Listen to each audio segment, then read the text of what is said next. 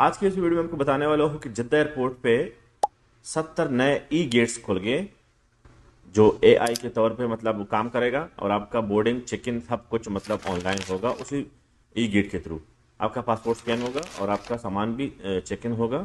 Auto है और आपको मतलब अंदर जाने की इजाज़त देता है बोर्डिंग के बाद।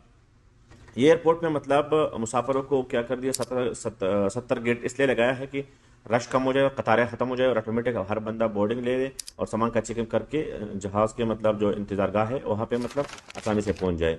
2024 में ये जद्दा में 2024 में इस एयरपोर्ट पे जद्दा एयरपोर्ट पे 24 मिलियन लोग एंटर हो गए थे 2024 में। तो इसका मतलब ये है कि रश ज़्यादा है जद्दा एयरपोर्ट पे, इसलिए इसने ई गेट 70 नया ई गेट मुतारफ़ करवाया कि अपना पासपोर्ट स्कैन करके और बोर्डिंग ले ले और सामान का चेक इन भी कर ले। खुदकार सिस्टम होगा। तो ये एक मेरे ख्याल में ज़बरदस्त सिस्टम है और ये बायोमेट्रिक है मतलब फिंगर से और